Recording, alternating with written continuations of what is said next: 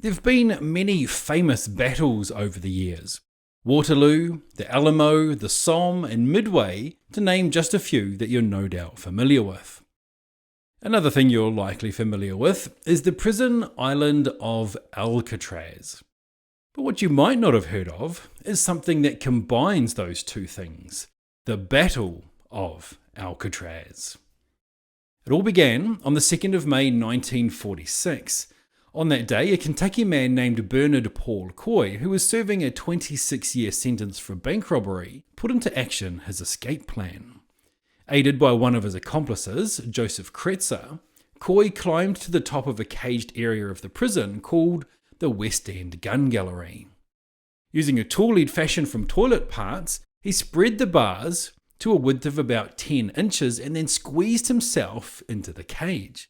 A feat he was able to accomplish having drastically reduced his food intake in the weeks leading up to this, and by also covering himself in axle grease. Once inside the gallery, he then lay in wait for his accomplices to get the gallery guard's attention. When the guard moved towards them to see what was going on, Coy knocked him to the ground and choked him with his necktie. With the West End Gun Gallery under his control, Coy proceeded to pass guns and riot clubs to his team. The group then proceeded to take 9 unarmed guards captive and lock them in their cells. They took keys from the guards, hoping to find the one that would give them access to the recreation yard. But one of the guards, a man named Miller, had managed to separate that particular key from those that were handed over. Coy and Kretzer released more inmates who were part of their plan.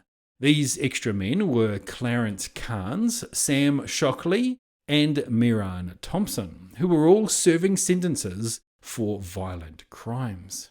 It was around this time that the breakout was discovered and the alarms were sounded. Loud enough to be heard from the mainland, the Coast Guard and the Marines were mobilised to furnish support of demolition and weapons experts, and word went out to all of the off-duty correctional officers to come and help take back the cell house from the armed and desperate convicts. Meanwhile, the group had realised that they didn't have the key for the door to the recreation yard. Kretzer, in a fit of rage, fired his revolver multiple times into one of the cells where the guards were being kept. Some were killed and some were critically injured. Around this time, the warden of the island gathered his lieutenants and they formed strike teams, and it was then that the battle really began. A man named Lieutenant Phil Bergen was assigned to lead the first team into the cell house through the West End Gun Gallery where this whole event had first begun. As his team approached, 2 guards fired several rounds to clear the corridor. The team then entered the gallery and climbed the stairs to the first level, where they came under fire.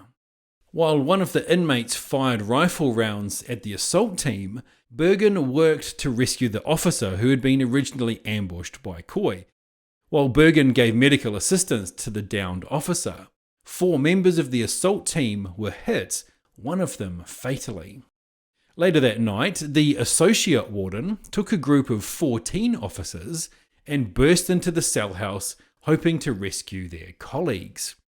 The team, however, fell under heavy gunfire from the inmates who had positioned themselves on top of the cell block. Despite the heavy fire that they could lay down, the escapees realised that their chances of actually getting out to freedom were fading, and Shockley and Thompson retreated back to their cells to try and work out how to explain their involvement in the plan, while the rest of them decided to shoot it out. Around this time, the Marines stepped up their fight and were using gunfire, mortars and tear gas to pound the area where Coy, Kretzer and a man named Hubbard were holed up.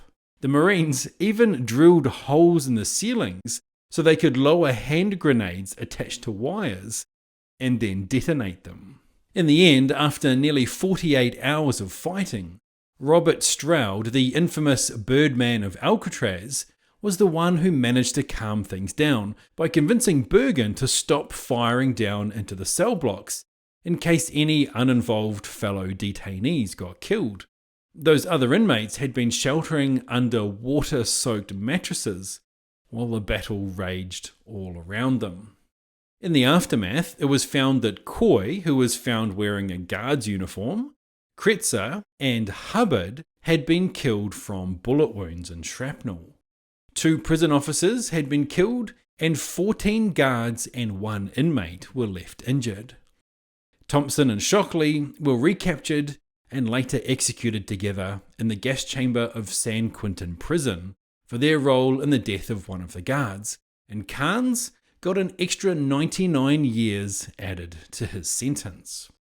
This was one of the most violent escape attempts on Alcatraz, and many historians mark this date as the most significant event in the island's 29-year history as a federal penitentiary, and it was appropriately christened the Battle of Alcatraz.